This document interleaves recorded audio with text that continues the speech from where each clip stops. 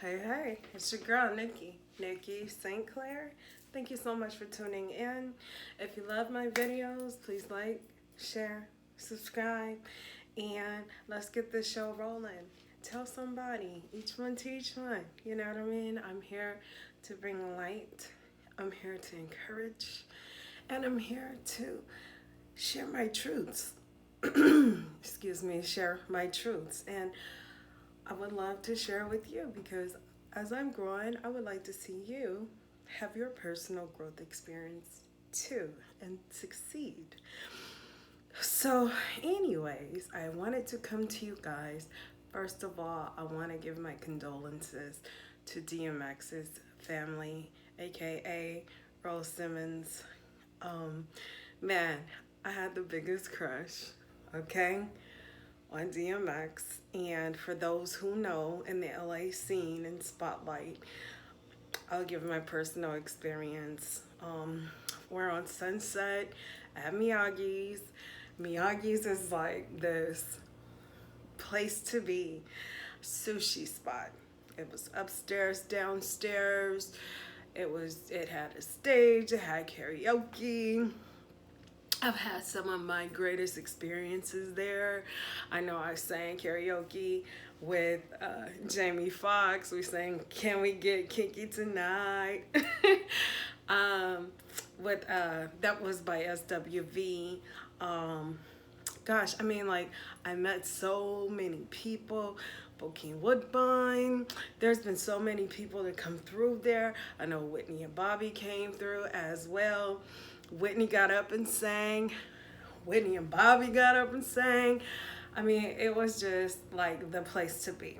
But with all of that said, I get off the stage, y'all, and I'm walking towards the bathroom, and who's standing there, just standing there, buff and just powerful. And he had on this bright yellow, long sleeve shirt, you know what I'm saying? I mean, like neon yellow, okay? And he's just standing there, just so powerful, and people are all around him. It was DMX himself. And at first I looked like, didn't it look like DMX? But he's so short. Like, I was just like, is he really that short? But it was really DMX, and I can tell by the energy that was around him from the people that it was really, really him. And I'm like, oh shit, it's DMX. I'm gonna walk up to him and I'm gonna greet him and I'm gonna ask him for a hug. And I did. We are the same height, y'all. I'm 5'4". Baby, okay, I'll even say he's 5'5", but baby was a little short, tiny little action figure. And I want y'all to know that was like the best hug. Like, he meant it. Like, he caressed me and he hugged me so tight, and I never forgot that. And I followed his career for years, and I was one that was rooting for him, sending up prayers for him, and I appreciated that he used his platform to exalt God, you know, to magnify his name and just tell the goodness in the gospel about his word and his love. And I'll never forget him. He was truly a jewel to this world. Hopefully we did not take God's gift for granted. However, I do want to say I do praise God for him. I praise God for coming to his rescue and delivering him from his struggles. And I do believe that he's indeed in a wonderful place of peace and serenity. So, yes, we will miss him, but on the brighter side, you guys, I really believe he is in a wonderful place. And, you know, it's hard. It's so hard for us to let go of even our loved ones. But, you know, the Bible says to be absent from the body is to be present with the Lord. And even though God is all around us, these folks are in the arms.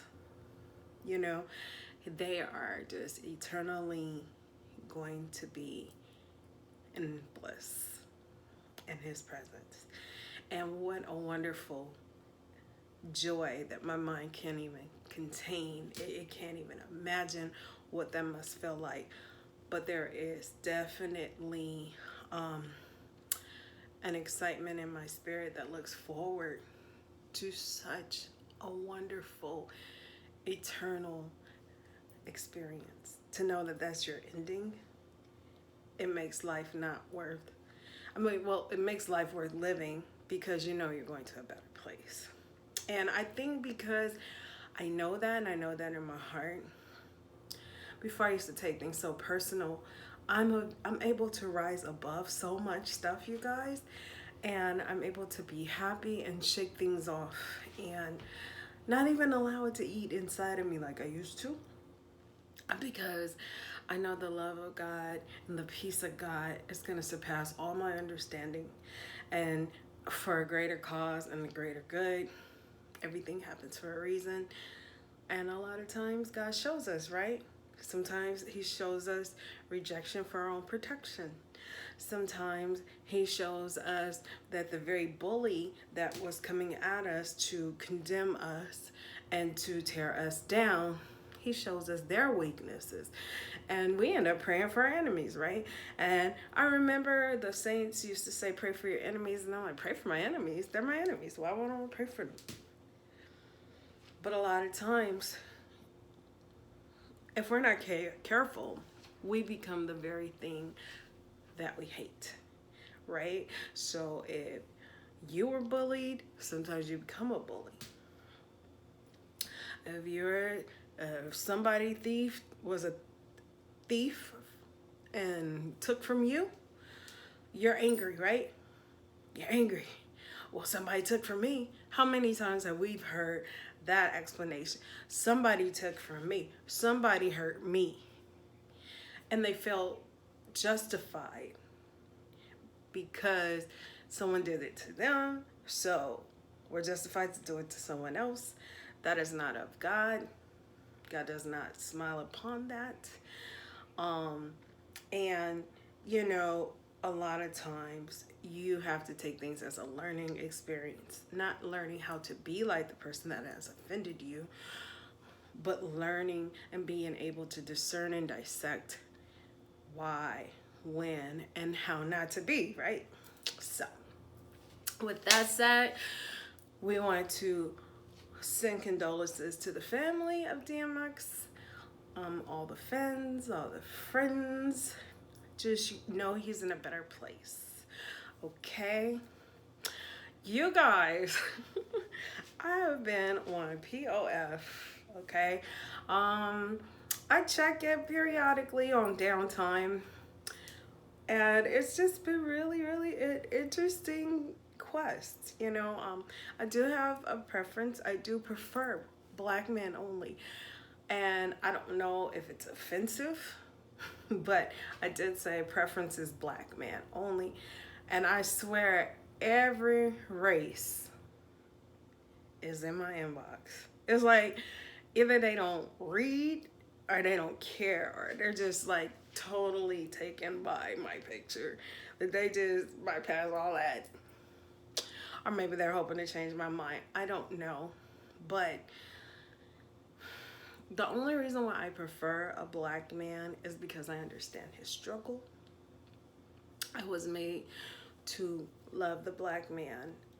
A lot of times we know the same food, we know the same lingo, we know the same places, and we have the same goals as far as surpassing and uprising, and we're able to uplift each other because we understand the struggle. And I want someone that I can really truly build with, that understands the challenges, and it would be me and him against the world, and we will understand each other's challenges, and we would understand everything that's against us and the struggle, so that we can build each other up, lift each other up, and make it together. And I just don't see that. Now, I could be wrong, but I don't really see that with another race. I see me more or less having to try to understand and try to adapt, and him trying to adapt and trying to feel his way and learn each other. And we don't want to hurt each other, and because there's sensitivity there, or I can't say this or you can't say that, and I don't need that. I need to be able to have table talk with mine. You know what I mean? And saying, nigga, you tripping. Oh, what's up, my nigga? You know what I'm saying? Like, we can have a drink or a shot, talk about the day, a glass of wine. We can go to, I don't know, the church picnic or church, or we can go hang out at a lounge, hookah, go on vacation. It is just where it's just us two black people, right?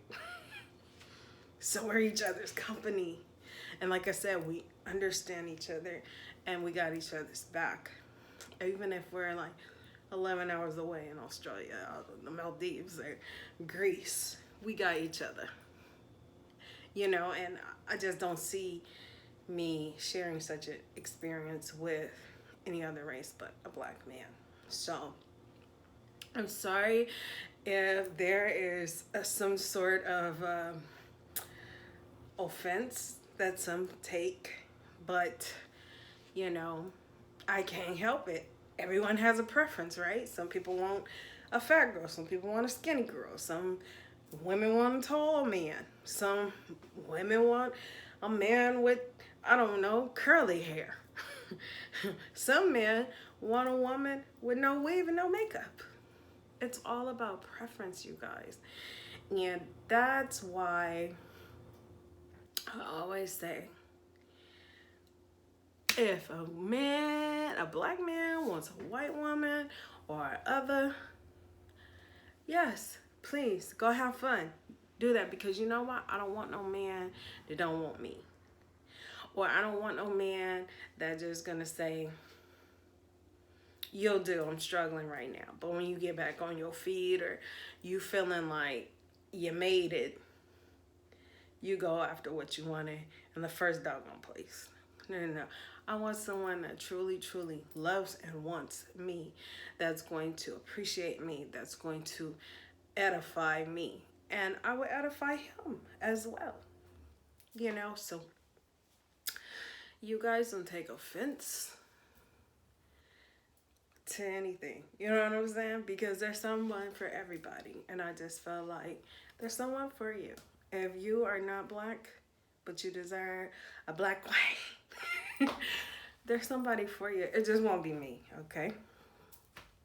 Another thing, you guys, I looked at this series on Amazon called Them.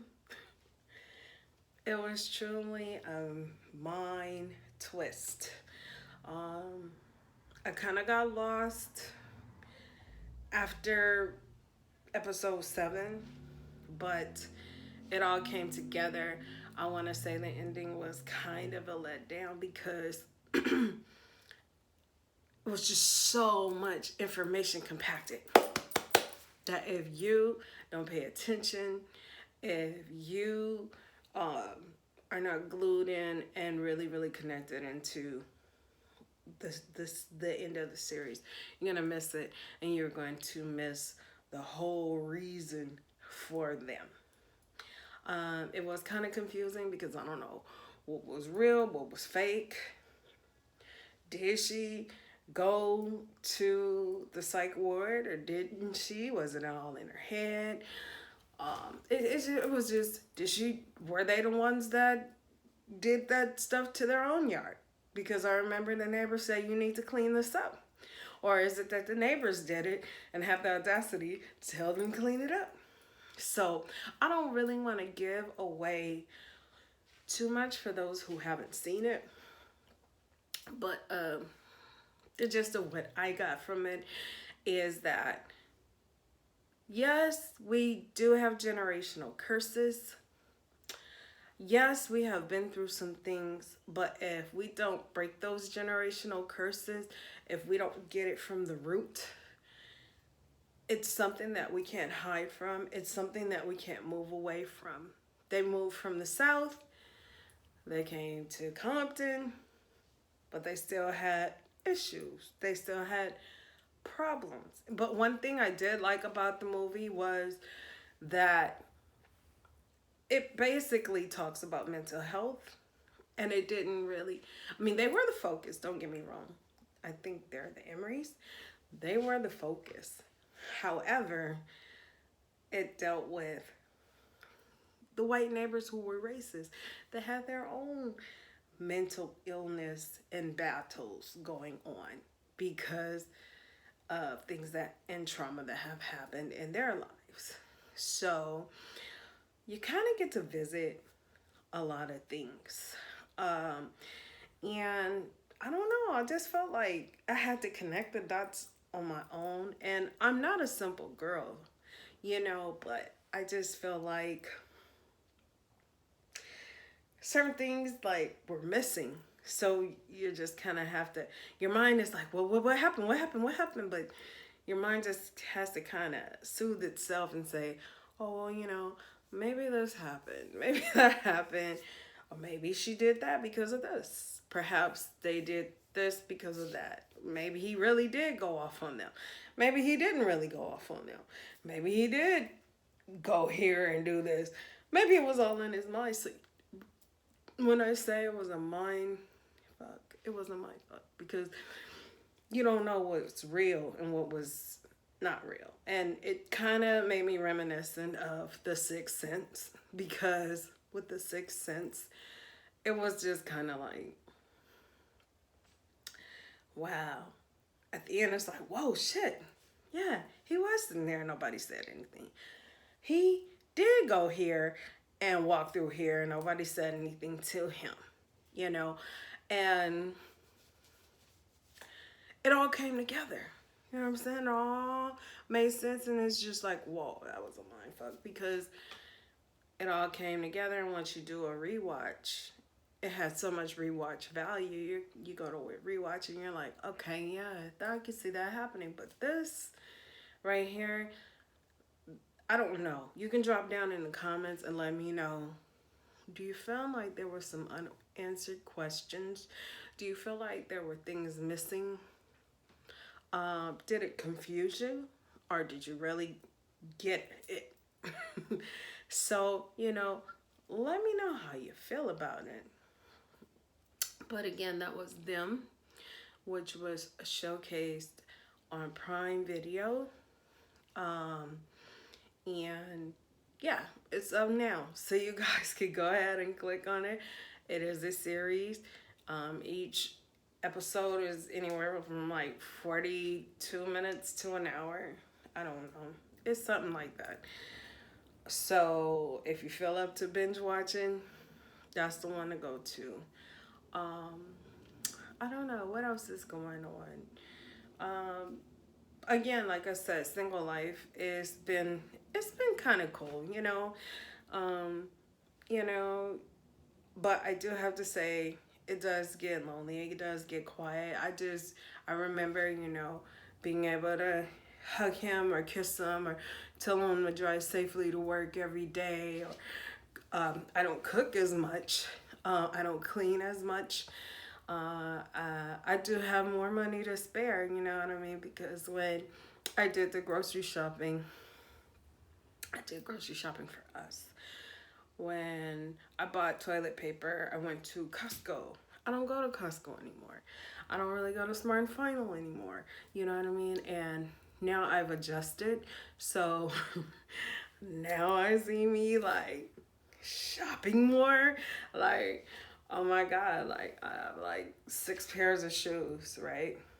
And I've been buying new makeup and shit. And it's just like, Nicole, why are you buying makeup? Why are you buying so much makeup or lipstick when you gotta wear a mask? But it feels good to make those purchases. It feels good. Like I said before, you know, I've improved my credit and finally in the 7s. I'm trying to strive for the big 8. And, you know, I'm really just making plans to move forward with my life and become the entrepreneur that I've always wanted to become. I have seven books written. I want to do a book deal.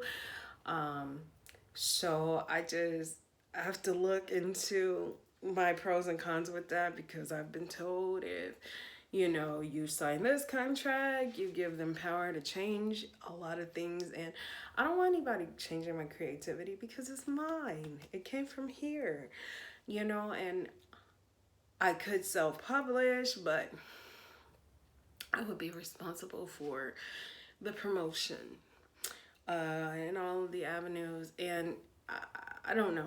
I just don't know. Everything's up in the air right now. So I'm praying for God's guidance, because kind of I'm stuck. And I just feel like, gosh, you only have one time to make an impression, a first impression. So I want to do it right. I did take a break on working out. You guys, I'm telling you right now, drinking will kill everything that you worked hard for. Oh my God. I made the mistake. I bought Jack Daniels. I've had 1738. I've had tequila. And you guys, it went straight to my belly gut. And I just saw just a big, huge change when it came to, working out.